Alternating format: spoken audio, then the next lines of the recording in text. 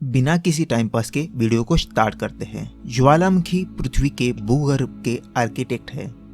उन्होंने हमारे ग्रह की सतह का 80% से अधिक हिस्सा बनाया है, जिसमें नींव रखी गई है, जिसने जीवन को पनपने दिया है। उनके विस्फोटक बल शिल्प पहाड़ों के साथ साथ क्रिएटर भी है।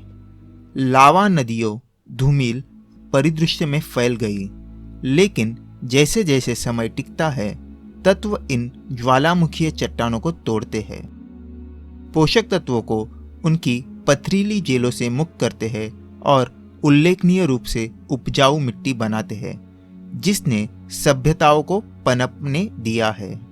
हर महाद्वीप पर ज्वालामुखी है, यहाँ तक कि अंटार्कटिका भी। कुछ 1,500 ज्वालामुखी आज भी दुनिया भर में संभावित रूप से सक्रिय माने जाते हैं। उनमें से 161.10% से अधिक संयुक्त राज्य की सीमाओं के भीतर बैठते हैं, लेकिन प्रत्येक ज्वालामुखी अलग है। कुछ विस्फोटों से जीवन में विस्फोट हो गया, जैसे 1991 में माउंट पिनातुबो का विस्फोट और अन्य में लावा की नदियों को दफनाने वाली नदियों का प्रवाह था, जिसे हवाई के किलाहू ज्वालामुखी की 2018 गतिविधि की तरह एक भयानक स्फोट के रूप में माना जाता है। ज्वालामुखी कैसे बनते हैं? पृथ्वी की टेक्टोनिक प्लेटों की सीमाओं के साथ दुनिया में अधिकांश ज्वालामुखी है। हमारे ग्रह के लिथोस्फीयर के बड़े पैमाने पर विस्तार जो लगातार बदलते हैं, एक दूसरे में टकराते हैं। जब टेक्टोनिक प्लेट्स टकराती है तो अक्सर एक दूसरे के नीचे गहरे डूबे जाते हैं, जिसे सबडक्शन जोन के रूप में भी जाना जाता है। उतरते हुए भूमाफिया पृथ्वी की गहराई में डूबते हैं, तापमान और दबाव चढ़ते हैं, चट्टानों से पानी छोड़ते हैं। पानी थमने वाले चट्टान के पिघलने बिंदु को थोड़ा कम कर देता है, जिसमें मैग्मा बनता है, जो सतह पर अपना काम कर सकता है। जीवन की चिंगारी ज्वालामुखी को बाहर निकालने के लिए। ये सभी ज्वालामुखी कहाँ है? दुनिया के लगभग 75% सक्रिय ज्वालामुखी आग की अंगूठों के चारों ओर स्थित है। 25,000 मील लंबा घोड़े की नाल के आकार का क्षेत्र, जो दक्षिण अमेरिका के दक्षिणी सिरे से उत्तरी अमेरिका के पश्चिमी तट पर बेरिंग सागर से जापान तक फैला है और न्यूजीलैंड पर। यह क्षेत्र वह है जहां पैसिफिक और नाजका प्लेटों के किनारों को अन्य टेक्टोनिक प्लेटों के एक सरणी के खिलाफ बट दिया गया है। महत्वपूर्ण रूप से, हालांकि रिंग के ज्वालामुखी भौगोलिक रूप से जुड़े नहीं हैं। दूसरे शब्दों में, इंडोनेशिया में एक ज्वालामुखी विस्फोट अलास्का में एक संबंधित नहीं है, और यह कुख्यात येलोस्टोन सुपर वोल्केनो को हिला नहीं सकता है। ज्वालामुखी से क्या खतरे हैं?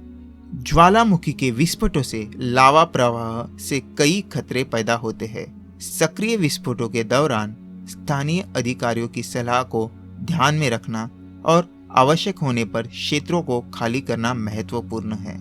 एक विशेष खतरा पायरोक्लास्टिक प्रवाह, गर्म चट्टानों के हिमस्खलन और जहरीली गैस है, जो ढलानों को 450 मील प्रति घंटे की रफ्तार से नीचे की ओर दौड़ता है।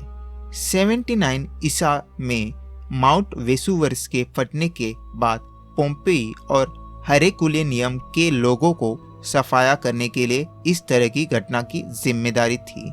इसी प्रकार ज्वालामुखी कीचड़ को लाह कहा जाता है, जो बहुत विनाशकारी हो सकता है। कीचड़ की और मलबे की ये तेज तर्रारें लहरें पूरे कस्बों को चीरते हुए एक ज्वालामुखी के बहाव को गिरा सकती है। क्या हम ज्वालामुखी के विस्फोट की भविष्यवाणी कर सकते हैं? ज्वालामुखी लंबित विस्फोट की कुछ चेतावनी देते हैं, जिससे वैज्ञानिकों के लिए बड़े जनसंख्या केंद्रों के पास किसी भी ज्वालामुखी की निगरानी करना महत्वपूर्ण हो जाता है।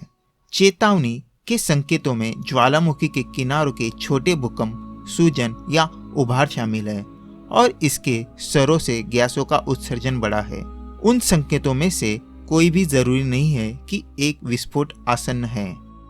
लेकिन वे वैज्ञानिकों को ज्वालामुखी में की स्थिति का मूल्यांकन करने में मदद कर सकते हैं जब मैग्मा का निर्माण होता है। हालांकि यह कहना असंभव है कि कब या यहाँ तक कि अगर कोई भी ज्वालामुखी फट जाएगा। ज्वालामुखी ट्रेन की तरह समय सारणी पर नहीं चलते हैं। इसका मतलब यह है कि एक के लिए अतिदेय होना असंभव है। इतिहास का सबसे बड़ा विस्फोट, रिकॉर्ड किए गए इतिहास में सबसे घातक विस्फोट इंडोनेशिया में माउंट टोबोरा का 1815 में हुआ विस्फोट था। विस्फोट का सबसे शक्तिशाली दस्तावेज में से एक था और एक बनाया कार्डेरा इसेंशियली एक गड्ढा 4 मील भर और अधिक से अधिक 3600 फीट गहरी गर्म राख और गैस के एक सुपरहीट प्लम ने आसमान में 28 मील की दूरी तय की। जब यह ध्वस्त हो गया तो कई पायरोक्लास्टिक प्रवाह पैदा हुए। आज के लिए बस इतना ही। आप इस चैनल पे नए हैं तो इस चैनल को सब्सक्राइब कीजिए। वीडियो अच्छा लगा तो लाइक कीजिए। Thank you.